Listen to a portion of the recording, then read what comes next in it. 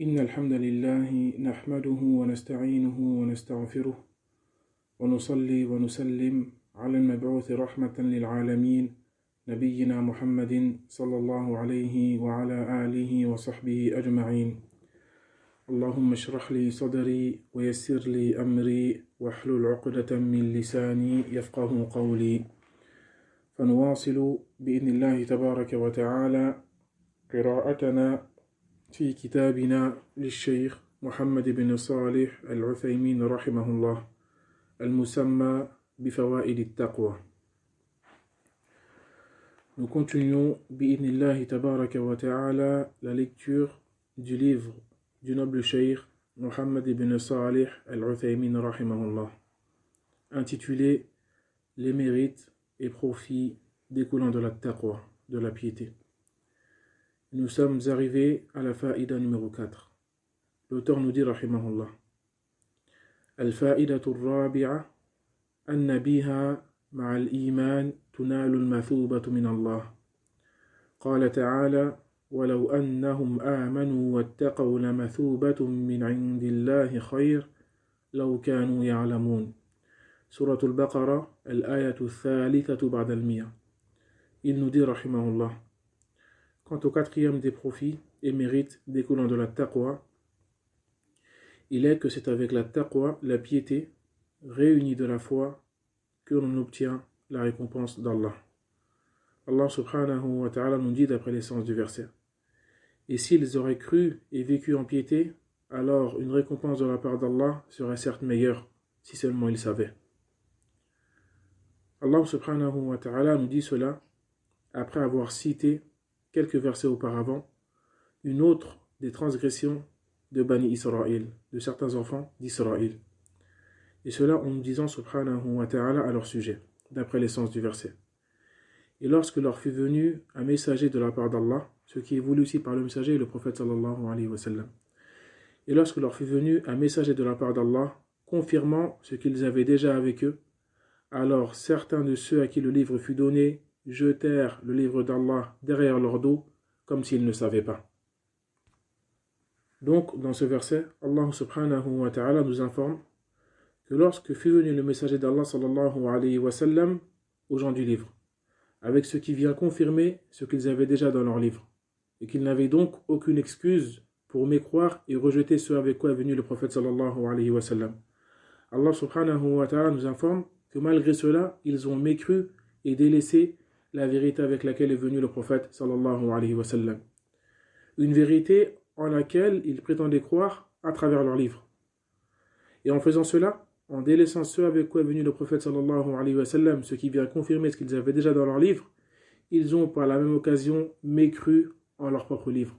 C'est pour cela qu'Allah subhanahu wa ta'ala a dit: ils jetèrent le livre d'Allah derrière leur dos comme s'ils ne savaient pas. Ce qui est voulu ici par le livre d'Allah, comme le citent les savants du tafsir, est la Torah. Donc en délaissant ce avec quoi est venu le prophète sallallahu alayhi wa sallam, ils ont par la même occasion mécru en leur propre livre. Et après cela, c'est-à-dire après avoir délaissé la vérité avec laquelle est venu le messager d'Allah sallallahu alayhi wa sallam, Allah subhanahu wa ta'ala nous dit à leur sujet: et ils suivirent ce que les diables racontent contre le règne de Sulayman, c'est-à-dire le livre de sorcellerie.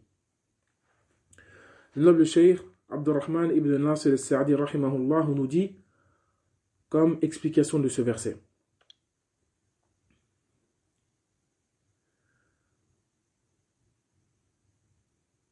il nous dit rahimahullah, et il fait partie des règles décrétées et de la sagesse divine que quiconque délaisse ce qui lui est profitable alors qu'il en a la capacité sera éprouvé par le fait de se préoccuper par ce qui va lui nuire. Et donc celui qui délaisse l'adoration de tout miséricordieux, Ar-Rahman, sera éprouvé par l'adoration de fausses divinités. Et celui qui délaisse l'amour d'Allah, sa peur et son espoir, sera éprouvé par le fait de placer son amour, ses peurs et ses espoirs en autre qu'Allah. Et celui qui ne dépense pas ses biens dans l'obéissance à Allah sera éprouvé par le fait de le dépenser dans l'obéissance à Satan, à Shaitan. Et celui qui délaisse la soumission et le rabaissement pour son Seigneur sera éprouvé par le fait de se soumettre et se rabaisser pour les créatures. Et quiconque délaisse le vrai sera éprouvé par le faux. Comme Allah nous le montre à travers ce récit, lorsqu'une partie des Juifs ont délaissé et jeté ce qui se trouvait dans leurs livres, alors ils ont suivi les démons et ceux avec quoi ils sont venus comme sorcellerie, en prétendant que cela provient du règne de Sulayman. Intaha kalamuhu rahimahullah. Donc, le mérite que l'auteur nous cite ici, rahimahullah, est que par la taqwa, la piété, lorsqu'elle est accompagnée de foi, alors le serviteur obtient par cela la récompense d'Allah subhanahu wa ta'ala.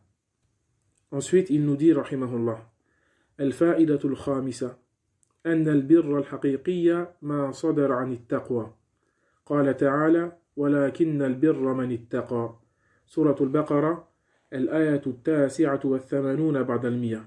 Il nous dit, quant au cinquième des profits et mérites découlant de la taqwa, de la piété, il est que la véritable bienfaisance est celle qui repose sur la taqwa, sur la piété. Allah subhanahu wa ta'ala nous dit d'après le sens du verset, et ce n'est pas la bienfaisance que d'entrer chez vous par l'arrière des maisons, mais la véritable bienfaisance consiste à être pieux. Allah subhanahu wa ta'ala nous cite cela, car une partie du peuple des Arabes avait pour habitude, lorsqu'ils étaient en état de sacralisation, donc prêts à accomplir le pèlerinage, de ne pas entrer les maisons par leurs portes, en voulant par cela accomplir un acte d'adoration, en voulant par cela se rapprocher d'Allah subhanahu wa ta'ala, et en pensant que cela fait partie du birr, de la bienfaisance. Allah subhanahu wa ta'ala a donc informé dans ce verset que cela ne faisait pas partie de la bienfaisance. Car cela n'est pas un acte qu'Allah subhanahu wa ta'ala a légiféré. Et il leur a ordonné d'entrer les maisons de par leurs portes. Et il leur a informé que la véritable des bienfaisances réside dans la piété. En disant subhanahu wa ta'ala وَلَكِنَّ الْبِرَّ مَنِ اتَّقَى. Mais certes, la réelle bienfaisance réside dans la piété, dans celui qui craint. Et ce verset nous montre que quiconque cherche à adorer Allah subhanahu wa ta'ala et se rapprocher de lui à travers un acte qui n'a pas été légiféré, alors cela ne sera pas considéré comme de la bienfaisance, comme du birr. Et cela, même si son auteur pense à travers cela faire partie des bienfaisants. Ensuite, l'auteur nous dit, rahimahullah, Al-fa'idatu as-sadisa, anna bit-taqwa tunalu ma'iyatullahi al-khassa.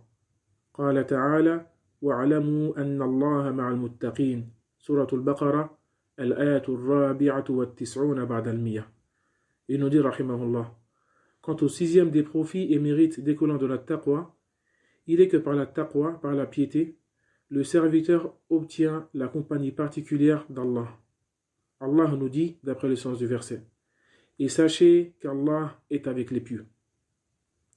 Allah est avec les pieux, c'est-à-dire qu'il est avec eux de par son aide, son secours et son assistance.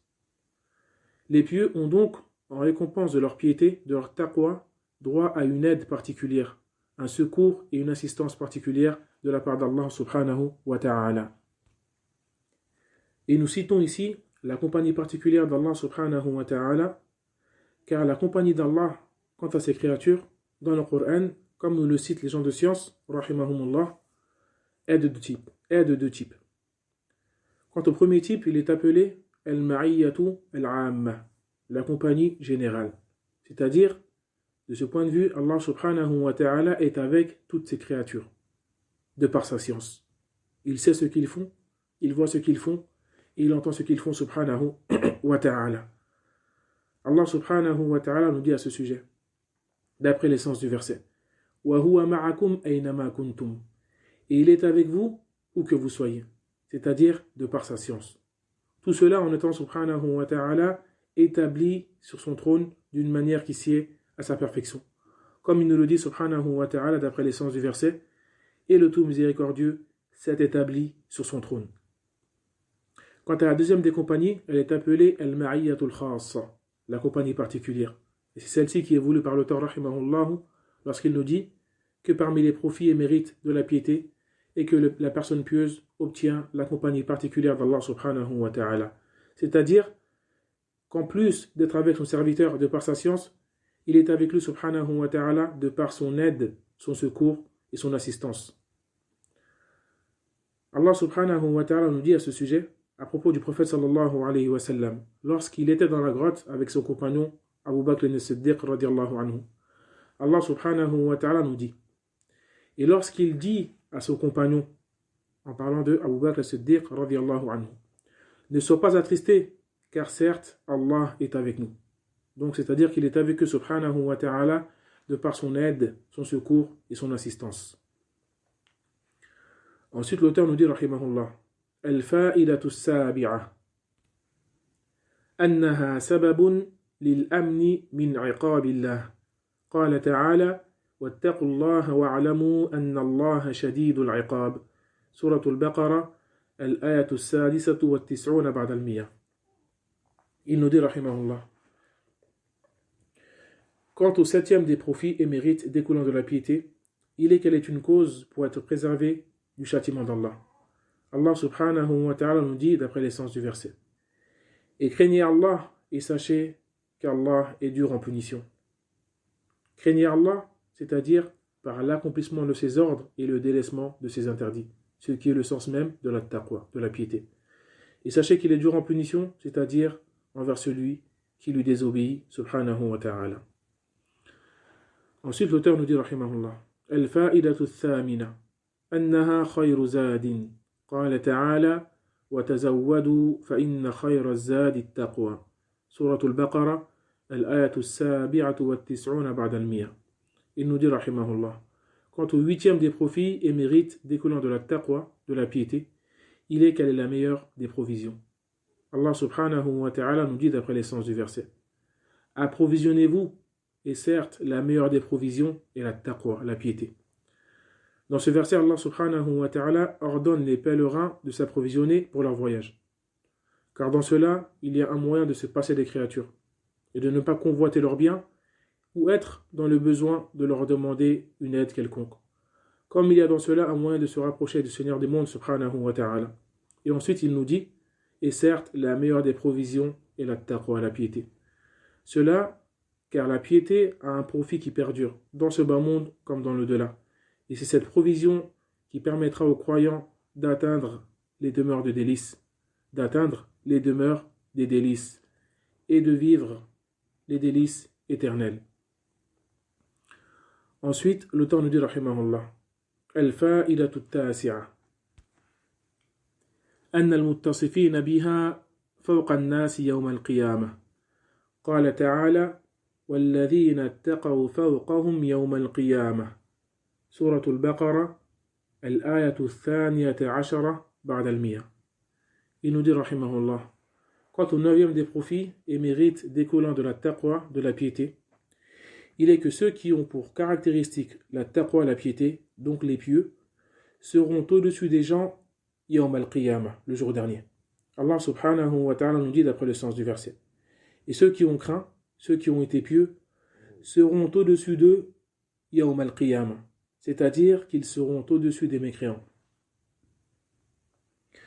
Al-Imam Abdurrahman ibn Nasir al-Sa'di rahimahullah nous dit en explication de ce verset, Allah nous informe à propos de ceux qui ont mécru en Allah, en ses signes et en ses messagers, qu'il leur a été enjolivé la vie d'ici-bas, à leurs yeux et dans leur cœur. Ils l'ont donc agréé et se sont sentis apaisés quant à elle, et elle est devenue leur seule passion et désir, pour lesquels ils consacrent toutes leurs œuvres. Ils ont donc accouru vers elle, et se sont adonnés à tout ce qui permet de l'obtenir. Et ils ont immensifié et honoré toute personne semblable à eux dans cela. Et ils ont méprisé et se sont moqués des croyants, en disant, est-ce donc cela à qui Allah a fait grâce de parmi nous? Et cela fait partie de leur faiblesse d'esprit, et de leur courte vision des choses, car certes, ce bas monde est la demeure des épreuves et la demeure d'examen. Et certes, toute l'importance et la réelle manière de voir qui a été préféré à autre se fait dans l'au-delà, dans la demeure éternelle. C'est pour cela qu'Allah subhanahu wa ta'ala nous a dit, et ceux qui ont été pieux seront au-dessus d'eux yawm al-qiyamah. Intaha kalamuhu rahimahullah. Ensuite, l'auteur nous dit, rahimahullah, Al-fa'idatu al-ashira, annaha sababun li ziyadati al-ilm. Qala ta'ala, wattaqu Allaha wa yu'allimukum Allah. Surah al-Baqarah, Al-ayatu thaniyatu wa thamanuna ba'da al-miyatain. Il nous dit, rahimahullah, quant au 10e des profits et mérites découlant de la piété, il est qu'elle est une cause d'augmentation de la science. Allah subhanahu wa ta'ala dit d'après l'essence du verset, et craignez Allah et Allah vous enseignera. Cela comme dans sa parole subhanahu wa ta'ala lorsqu'il nous dit, ô vous qui avez cru, si vous craignez Allah, alors il vous accordera un discernement. Surat al-Anfal, al-ayatu at-tasi'atu wal-'ishrun. Ensuite il nous dit rahimahullah, al-fa'idatu al-hadiyata 'ashara, anna thawabahum جنات تجري من تحتها الأنهار قال تعالى قل أنبئكم بخير من ذلكم للذين اتقوا عند ربهم جنات تجري من تحتها الأنهار خالدين فيها وأزواج مطهرة ورضوان من الله سورة آل عمران الآية الخامسة عشر. Il nous dit, quant au 11e des profits et mérites découlant de la piété, il est que les muttaqin, les pieux, ont pour récompense des jardins sous lesquels coulent les rivières. Allah subhanahu wa ta'ala dit, d'après le sens du verset, dit, voulez-vous que je vous informe ce qui est meilleur que cela? Donc Allah subhanahu wa ta'ala cite cela après avoir cité ce qui a été enjolivé aux gens dans ce bas monde, comme délices, plaisirs et biens. Il nous dit subhanahu wa ta'ala, dit, voulez-vous que je vous informe ce qui est meilleur que cela? Les pieux auront auprès de leur Seigneur des jardins sous lesquels coulent les rivières, où ils demeureront éternellement, et des épouses pures et un agrément venant d'Allah. Ensuite l'auteur dit rahimahullah, al-fa'idatu thaniyata 'ashara, anna biha tunalu mahabbatullah. Qala ta'ala, bala man awfa bi'ahdihi wattaqa, fa inna Allah yuhibbul muttaqin. Suratu Ali Imran, Al-ayatu as-sadisatu was-sab'un. Il nous dit, quant au 12e des profits et mérites découlant de la piété, il est que par la piété, le serviteur obtient l'amour d'Allah. Allah subhanahu wa ta'ala nous dit d'après l'essence du verset, non, mais quiconque tient son engagement et craint, alors certes, Allah aime les pieux. Et l'amour d'Allah subhanahu wa ta'ala pour ses serviteurs pieux sera en fonction du degré de piété de la personne. Ensuite, l'auteur nous dit, rahimahullah, الفائدة الثالثة عشرة أنها من أسباب الحماية من العدو قال تعالى وإن تصبروا وتتقوا لا يضركم كيدهم شيئا سورة آل عمران الآية العشرون بعد المئة. Il nous dit rahimahullah, quant au 13e des profits et mérites découlant de la piété, il est que la piété fait partie des causes permettant de se protéger de l'ennemi. Allah subhanahu wa ta'ala nous dit d'après l'essence du verset, et si vous endurez et êtes pieux, alors leur ruse ne vous nuira en rien. L'imam Abdurrahman ibn Nasir al-Sa'di rahimahullah nous dit en explication de ce verset, c'est-à-dire que si vous accomplissez les causes par lesquelles Allah vous a promis son secours, qui sont la patience et la piété, alors leur ruse ne vous nuira en rien. Et alors Allah fera au contraire qu'elle sera retournée contre eux, car certes il les cerne de par sa science et sa puissance. Intaha kalamuhu rahimahullah.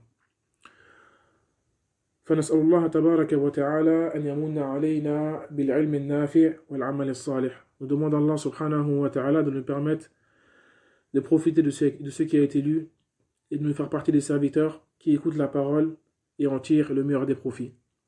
Wa subhanaka Allahumma wa bihamdik wa ashhadu an la ilaha illa ant wa astaghfiruka wa atubu ilayk. Wa sallallahu wa sallim ala nabiyyina Muhammad wa ala alihi wa sahbihi ajma'in.